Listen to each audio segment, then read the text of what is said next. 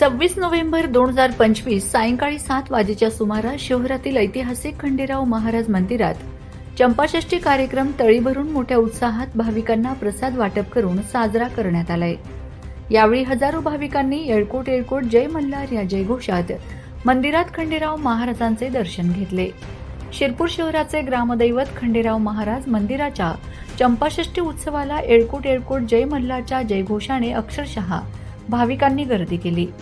ट्रस्टीमार्फत चंपाषष्ठी कार्यक्रमामुळे संपूर्ण मंदिरात विद्युत रोषणाई करण्यात आली आहे। गाभाऱ्यात व मंदिराला आकर्षक फुलांची सजावट करण्यात आली।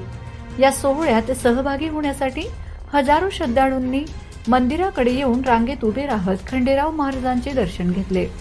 मंदिर परिसर भाविकांच्या भक्तिपूर्ण वातावरणाने गजबजून गेला होता। कार्यक्रमानंतर भाविकांना विशेष प्रसाद म्हणून वांग्याचे भरीत आणि भाकर प्रसाद म्हणून वितरित करण्यात आला। यासाठी 2 क्विंटलपेक्षा जास्त वांग्याचे भरीत आणि 1.5 क्विंटल बाजरीच्या भाकरी तयार करण्यात आल्या। तसेच मंदिर ट्रस्टी खंडेराव महाराज मंदिराची ऐतिहासिकता व धार्मिक महत्त्वामुळे मंदिरात श्रद्धाळूजनांनी भक्तिभावाचे वातावरण निर्माण झाले। पौराणिक काळात ऋषीमुनींना त्रास देणाऱ्या मणी व मल्ल दैत्यांचा संहार करण्यासाठी महादेवाने मल्हारी मार्तंडाचा अवतार धारण करून चंपाषष्ठीच्या दिवशी दैत्यांचा वध करून विजय मिळवला। हे युद्ध मार्गशीर्ष शुद्ध प्रतिपदा ते षष्टीपर्यंत 6 दिवस चालले होते। तेव्हापासून या 6 दिवसात खंडोबा विजयोत्सव साजरा केला जातो।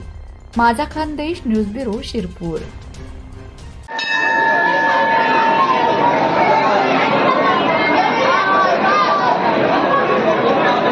भाऊ, आजच्या प्रसादाचे नियोजन कसे आहे? आजच्या प्रसादाचे नियोजन सालाबादाप्रमाणे श्री खंडेराव मंदिरात चंपाषष्ठीनिमित्त मोठा उत्सव असतो। चंपाषष्ठी हा खंडेराव महाराजांचा सर्वात मोठा उत्सव असतो। या उत्सवानिमित्त अनेक भाविक ज्यांनी आपल्या मानता केलेल्या आहेत किंवा ज्यांना तळी भरायची असते असे सर्व भाविक या ठिकाणी येत असतात व आपली मानता फेडत असतात। तर यावर्षी खंडेराव बाबा विकास संस्थेच्या वतीने आम्ही सर्व विश्वस्त मंडळाने असं ठरवलं की यावर्षी 2 क्विंटल वांगे आणि 1.5 क्विंटल बाजरीची भाकरी या पद्धतीने आपल्याला नियोजन करायचं आहे। तर यावर्षी देखील मोठ्या उत्साहाने भाविक या ठिकाणी सहभागी झालेले आहेत।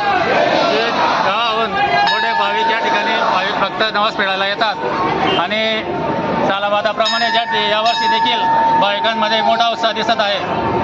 तर या ठिकाणी आमचे सर्व विश्वस्त मंडळ व आपल्या गावातील ग्रामस्थ तसेच खंडेराव महाराज हे आपले ग्रामदैवत असल्याने या ठिकाणी मान देण्यासाठी सर्व गावातील भक्त येत असतात।